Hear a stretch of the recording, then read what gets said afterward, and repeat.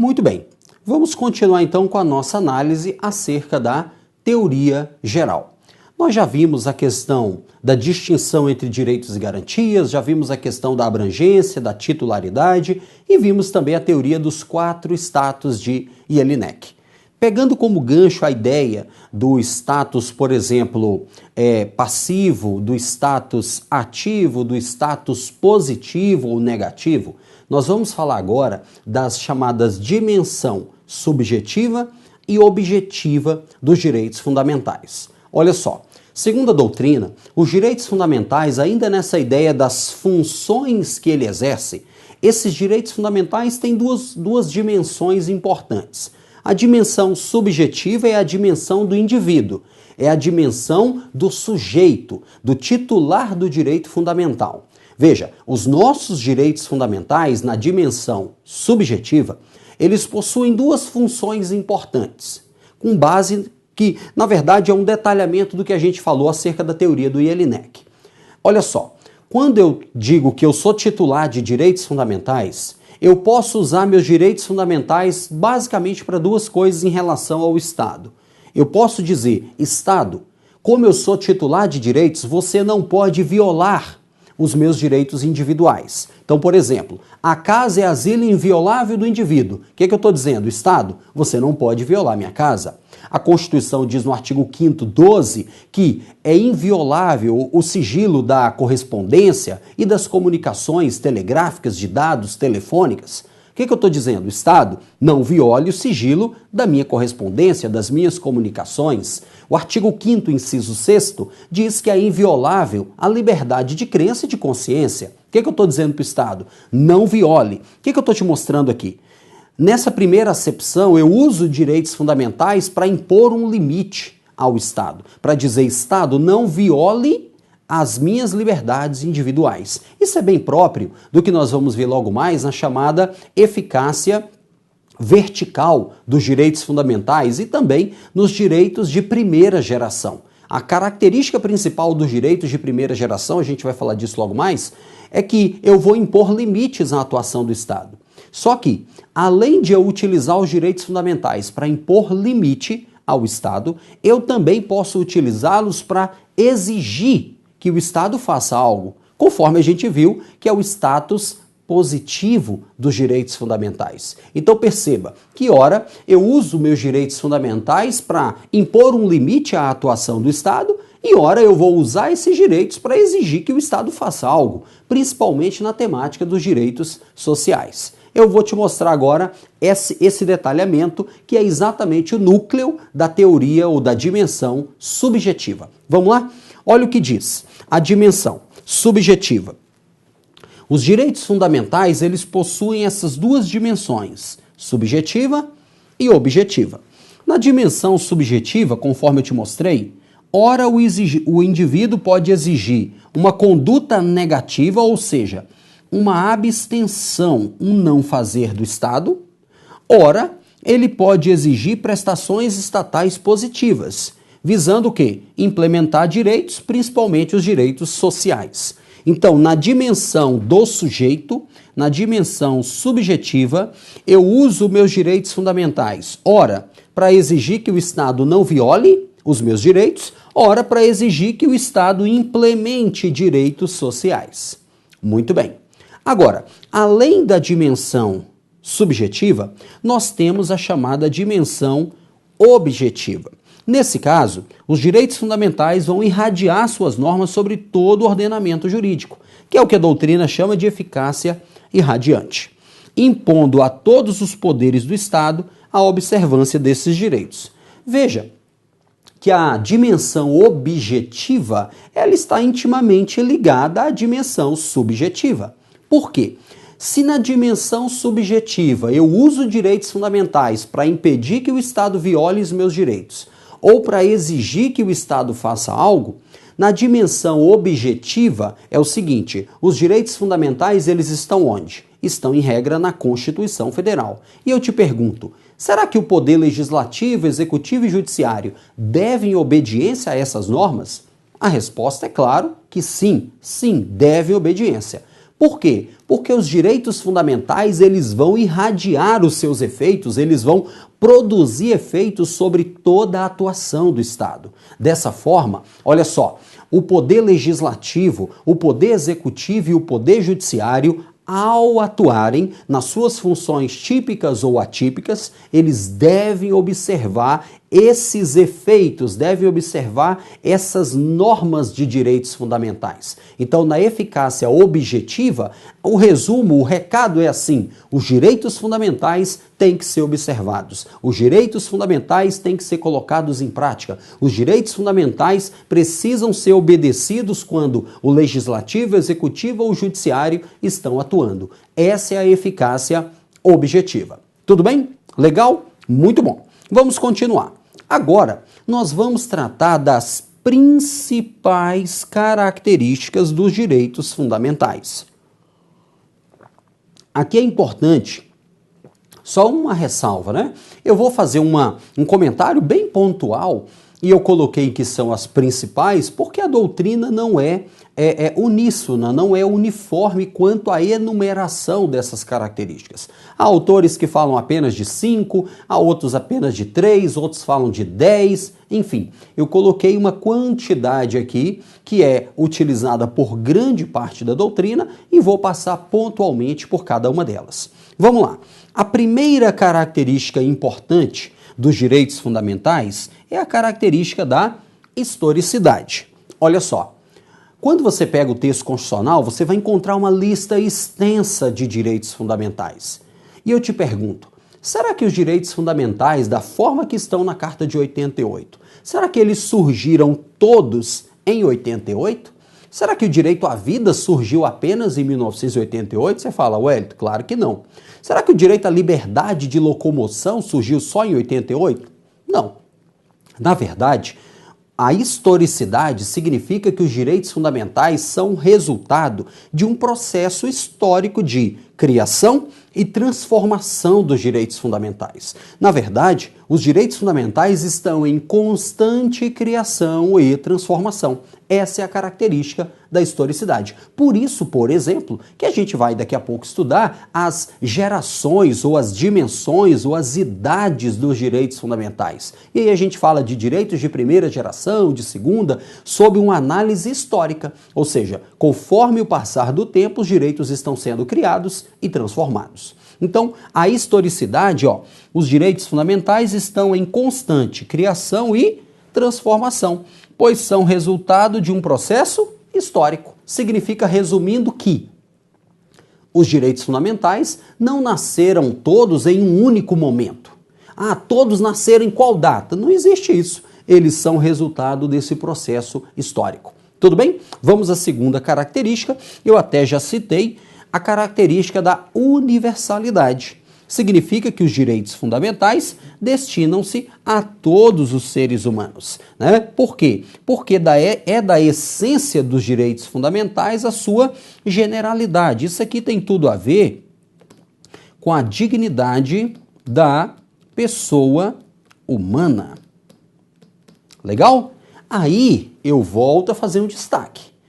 Embora exista a característica da universalidade, isso não significa que todas as pessoas são titulares exatamente dos mesmos direitos. Lembra que eu comentei isso?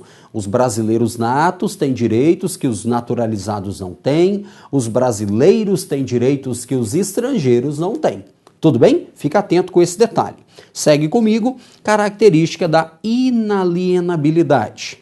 Os direitos fundamentais são intransferíveis e inegociáveis, já que são desprovidos, ou seja, eles não têm um conteúdo econômico patrimonial. Essa característica da inalienabilidade, deixa eu até passar aqui, ela também é estudada com a característica da imprescritibilidade e da irrenunciabilidade. Eu vou colocar as três e faço o comentário.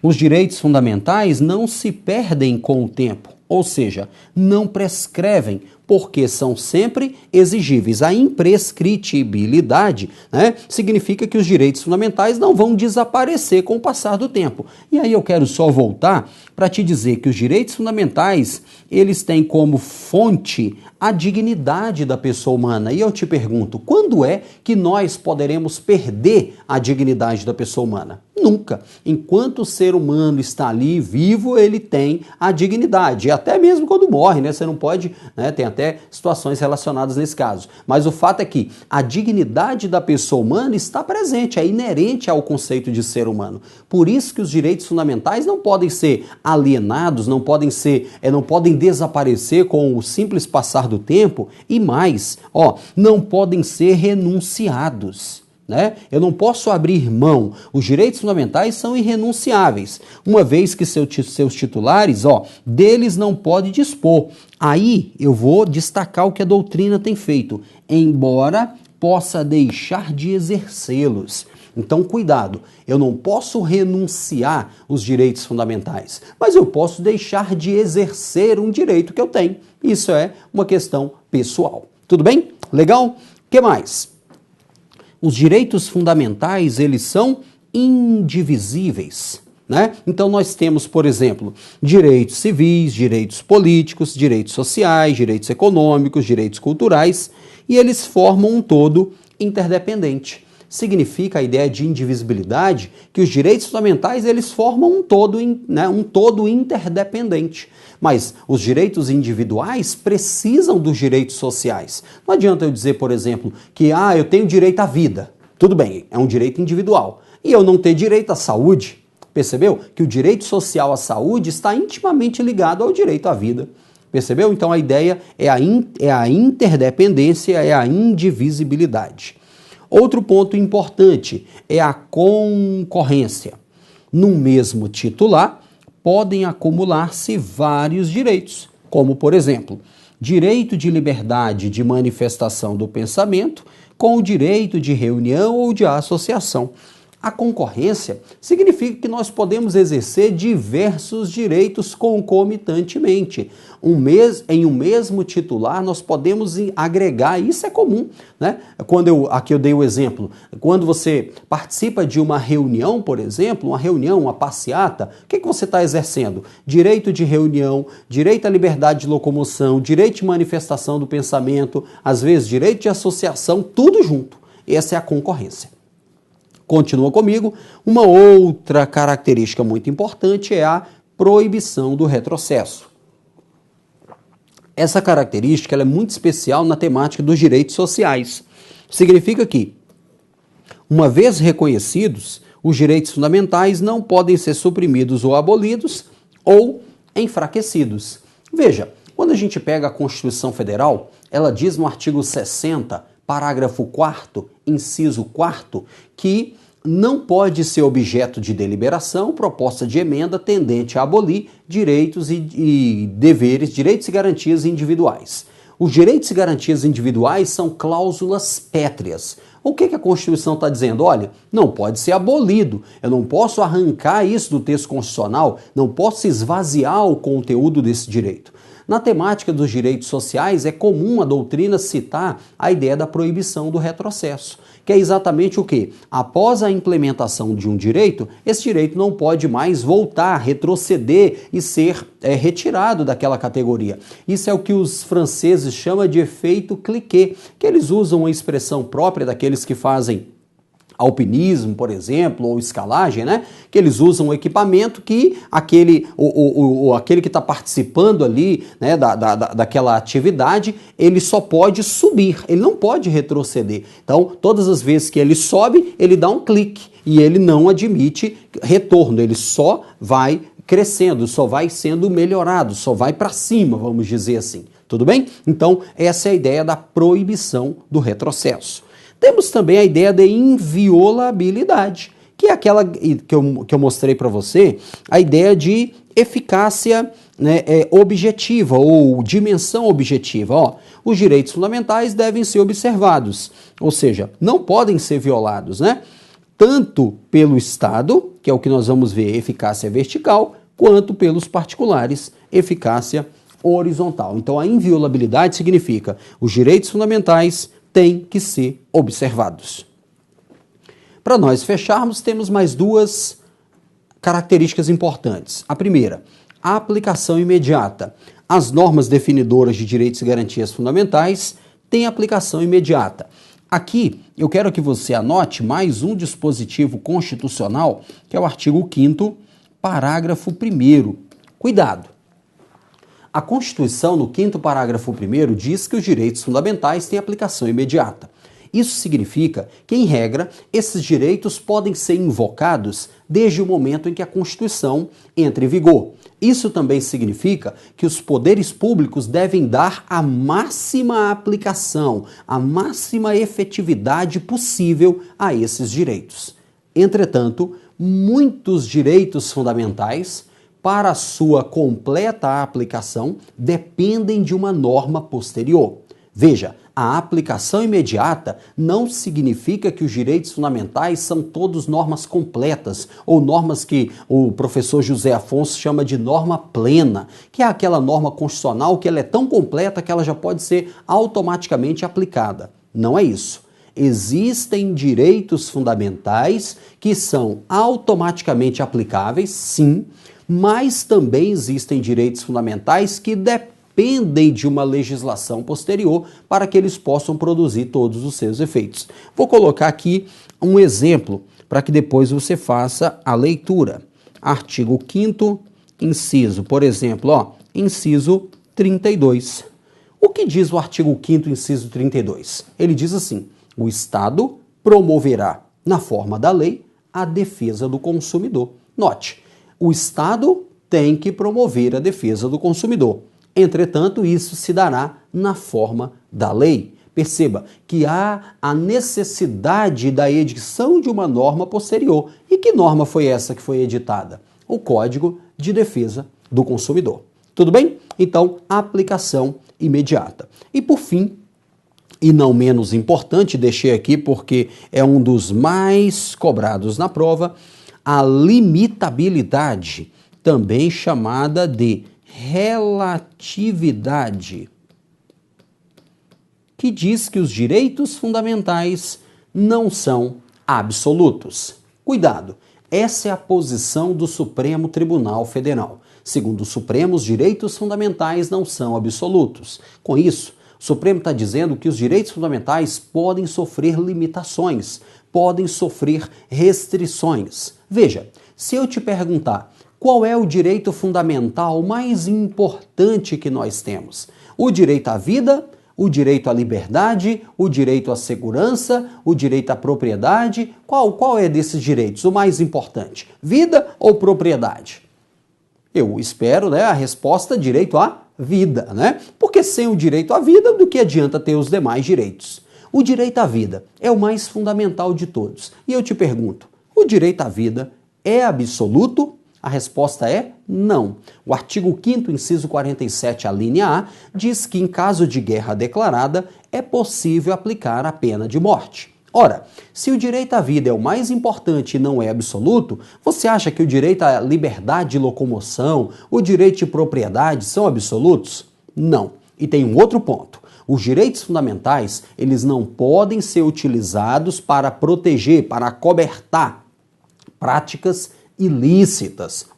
O Supremo tem dito que os direitos fundamentais não podem servir de escudo para práticas ilícitas. Por exemplo, eu tenho direito à proteção do meu domicílio? Tenho, mas eu não posso usar essa proteção para cometer crimes. Por isso que em caso de flagrante delito é que a casa pode ser violada. Tudo bem? Então fica atento com isso. Os direitos fundamentais, regra, não são absolutos.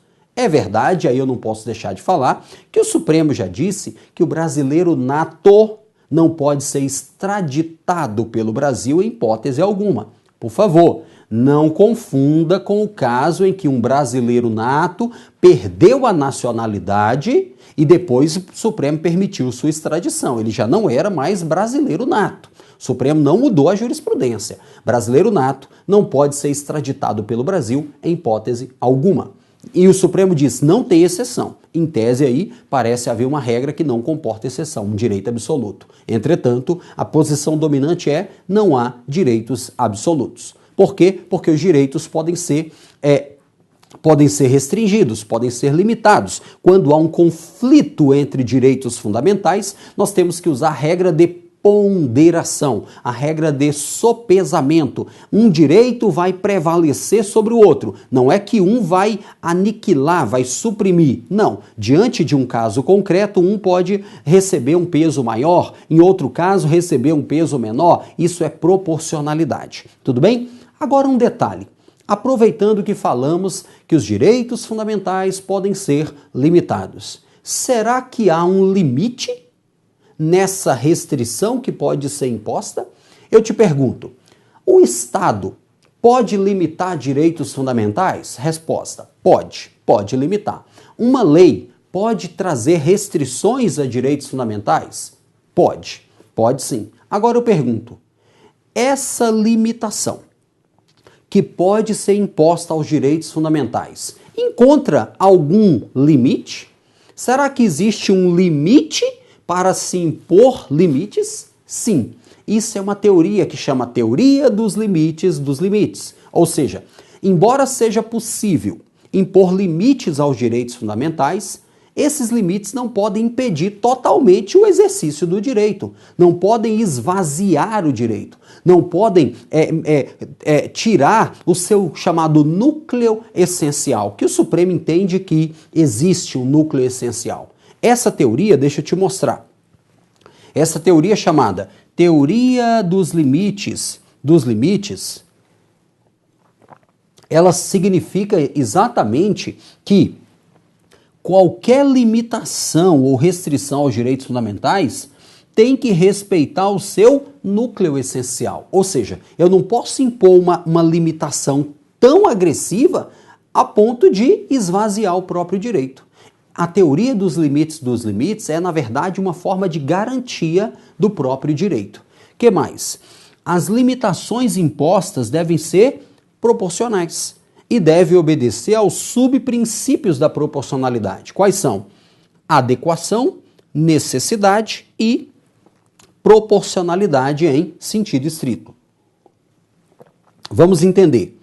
A adequação, o meio deve ser apto ao fim visado. Então, a limitação imposta deve ser apta ao fim que se pretende atingir. Segundo, necessidade. Quando nós vamos impor uma limitação ao direito fundamental, significa que não deve haver outro meio menos gravoso para se atingir o objetivo. Então, olha, o único meio de nós alcançarmos o objetivo é com essa limitação. E terceiro, por meio da limitação, o ônus com a medida, ou seja, a restrição imposta, deve ser menor do que o bônus. Então, questão importante aqui. Então, tem que ficar atento com essa ideia. O Estado pode limitar direitos fundamentais? Pode. Entretanto, o Estado precisa respeitar alguns limites. A proporcionalidade, o mínimo, o núcleo essencial. E aí eu vou te dar um exemplo. Olha só, a Constituição diz que é livre o exercício de qualquer trabalho, ofício ou profissão. Tudo bem? Aí ele diz assim, atendidas as qualificações profissionais que a lei estabelecer. Veja, eu quero exercer uma profissão, posso, mas a lei pode estabelecer condições para o exercício daquela profissão. Vou te dar um exemplo. Se eu quiser exercer a advocacia, eu preciso me submeter ao exame de ordem. É uma restrição legal. Tudo bem? A pessoa faz o curso de direito, se submete ao exame de ordem, faz a inscrição e vai exercer a advocacia. Maravilha. Mas vamos imaginar que a lei dissesse assim, olha, bacharel em direito, se você quiser exercer a advocacia, você vai ter que fazer a graduação, você vai ter que fazer uma especialização, você vai ter que fazer um mestrado, você vai ter que fazer um doutorado, depois você se submete ao exame de ordem, depois você vai exercer a advocacia. Ora, será que seria razoável? Será que seria proporcional essa brincadeira? Graduação, especialização, mestrado, doutorado, exame, nada aí a gente está falando aí de uns 25 anos.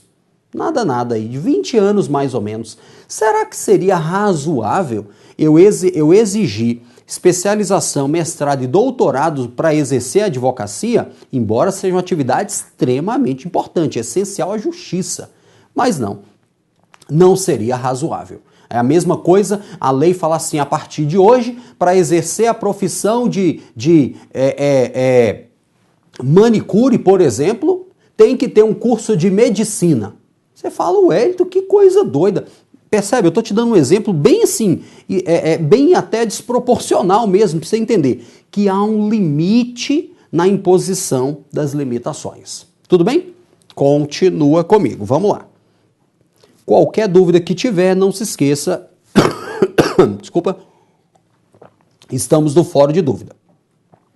Agora nós vamos tratar da chamada eficácia vertical e horizontal dos direitos fundamentais.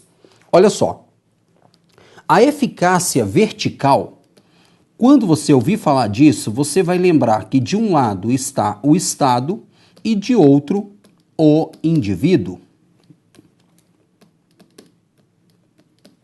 Tudo bem? O Estado de um lado e o indivíduo do outro. Eficácia significa que os direitos fundamentais, eles vão produzir efeitos.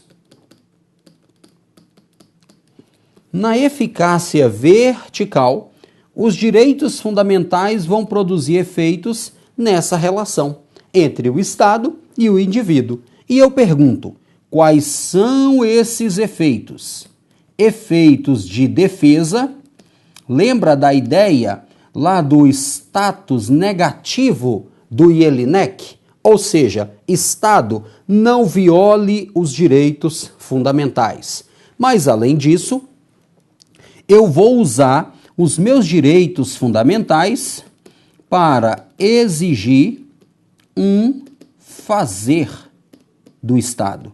Ou seja, eu quero que o Estado implemente meus direitos fundamentais. Veja, inicialmente os direitos fundamentais eram usados como direitos de defesa, dizendo, Estado, você não pode violar as minhas liberdades individuais. Entretanto, com o Estado social, com o surgimento dos direitos de segunda geração, o Estado também é obrigado a implementar direitos sociais. Então, quando você ouvir falar de eficácia vertical, de um lado, Estado, de outro, o indivíduo.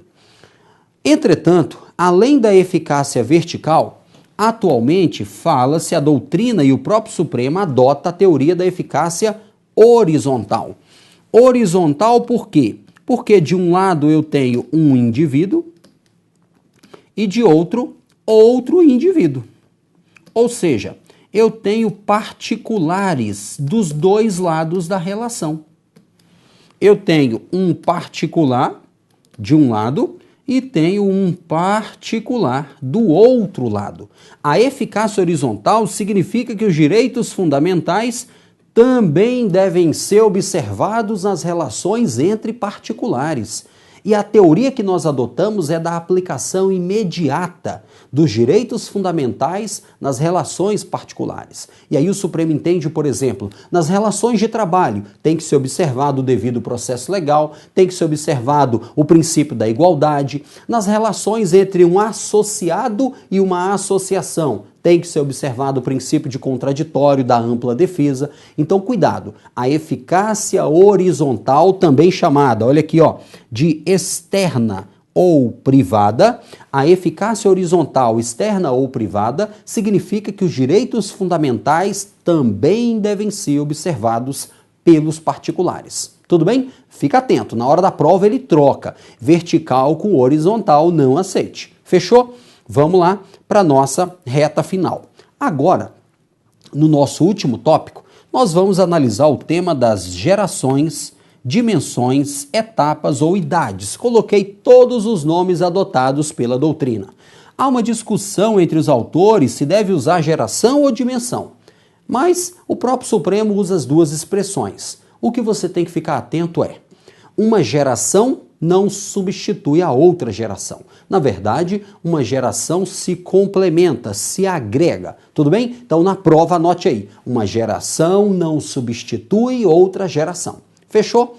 Lembra que nós falamos da ideia de historicidade? Que os direitos fundamentais estão em constante criação e transformação? É com base nisso que vamos analisar esse tema, esse tópico agora para fechar. Que é o seguinte, já que os direitos fundamentais estão em constante criação e transformação, eles foram sendo estudados conforme o momento em que foram surgindo. E daí surgiu essa teoria das gerações ou dimensões. Nós temos, basicamente, hoje, de forma pacífica, 3 gerações, primeira, segunda e terceira. Na quarta geração há muita divergência e na quinta geração, então, há mais divergência ainda. Eu vou até fazer um comentário sobre a quarta e a quinta, mas o fato é que a primeira, segunda e a terceira hoje está bem pacificada. Quarta e quinta estão ainda em processo de criação, mas eu vou te mostrar para que você esteja preparado. Olha só, primeira geração ou dimensão. Destaca, o foco aqui, a luta era por liberdade. A primeira geração era uma luta por liberdade. Qual era o objeto? Direitos civis e direitos políticos. Essa luta por liberdade, esses direitos de primeira geração, eles são chamados de liberdades clássicas, negativas ou formais. Deixa eu destacar o negativa. Por que negativa? Lembra da ideia do status negativo lá do Jelinek? Qual é a ideia da primeira geração? Limitar o poder do Estado. Então, a primeira geração, a ideia é exigir do Estado uma abstenção. Isso aqui era uma luta contra os estados totalitários, absolutos, os estados que podiam tudo. Veja, direitos civis e políticos, direitos de participação, direito à vida, direito à liberdade, direito à igualdade, são direitos civis. Então, a primeira geração, o foco, luta por liberdade, direitos políticos e civis, liberdades clássicas, negativas ou formais, e a ideia de limitação do poder do Estado. Nós vamos ver isso na Carta Magna de 1215, nós vamos ver isso muito presente nas revoluções liberais do século XVIII, então muito interessante. Só que pela característica da historicidade, eu vou colocar um mais aqui. Nós não vamos parar por aqui. Vamos passar para a segunda geração do Estado Social. E aí nós vamos chegar já, por exemplo, no século XX, né? Com as constituições, por exemplo, do México, da Alemanha, Constituição do Brasil de 1934. Qual é a ideia da segunda geração? Veja, enquanto que a primeira geração, o foco era liberdade, a segunda geração ou dimensão, o foco é a igualdade, reduzir desigualdades sociais. Aqui eu tenho direitos sociais, econômicos e culturais. Aqui a ideia é exigir uma prestação o quê? Positiva do Estado. Lembra do status positivo lá de Jelinek? Olha como a matéria ela tem o link, né? Aqui nós temos as chamadas liberdades positivas, reais ou concretas. Perceba que enquanto a primeira geração luta por liberdade, a segunda geração busca igualdade. A primeira geração chega para o Estado e fala: para de violar os meus direitos. Um Estado menor, um Estado mínimo, um Estado liberal. A segunda geração vai atrás do Estado e diz: não, eu não quero que você só fique parado. Eu quero que você preste direitos, quero que você implemente direitos sociais, eu quero que você faça alguma coisa, eu quero um Estado mais presente. E aí o Estado fala: olha, eu vou fazer isso, mas o Estado social é um Estado que intervém mais. Aí eu coloco função social da propriedade, e aí eu venho com essa ideia do Estado social, do Estado com os direitos de segunda geração. Então o foco aqui é a igualdade. Vamos parar por aqui? Não. Vamos atrás de mais um pouco. Vamos chegar na terceira geração ou dimensão. O foco aqui é a solidariedade e a fraternidade. Aqui nós temos a ideia dos direitos de titularidade coletiva. Os direitos das coletividades. A grande mudança é que na primeira e na segunda geração o foco era o indivíduo. A partir daqui não. Aqui o foco é a coletividade. Então eu tenho aqui os chamados direitos transindividuais e os direitos meta-individuais. Direitos difusos, direitos coletivos, direitos individuais homogêneos, ou seja, os direitos das massas. não é isso? E aí eu cito alguns exemplos. Ó, direito ao meio ambiente, direito do consumidor, lembra, ó, estatutos, né? Estatutos, ó, estatuto da criança, da infância, estatuto do idoso. E aí eu tenho direitos das minorias, ó, direitos relacionados à juventude, direito ao desenvolvimento, à autodeterminação dos povos, ao progresso, à paz. Isso aqui é a doutrina dominante que entende que esses direitos são direitos de terceira geração. Inclusive no Supremo também algumas posições. Para fecharmos, nós temos a quarta geração. A primeira coisa que eu tenho que destacar é que na quarta geração, conforme eu te falei no início, existe muita divergência. Ainda não houve a definição do seu exato conteúdo. E aí eu coloco duas posições que predominam. A posição do Paulo Bonavides, que diz que os direitos de quarta geração se referem ao direito à democracia, à informação e ao pluralismo. O foco é na globalização política e na universalização. Então, direito à democracia, informação e pluralismo.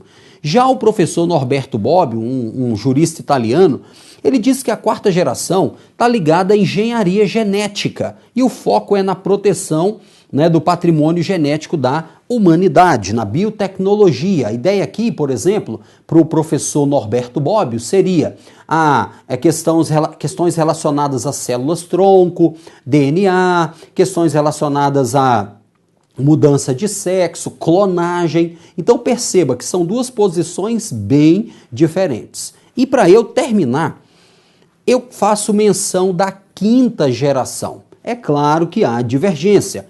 Embora a doutrina dominante classifique o direito à paz como direito de, eu te mostrei, terceira geração, o professor Paulo Bonavides insere esse direito na quinta geração.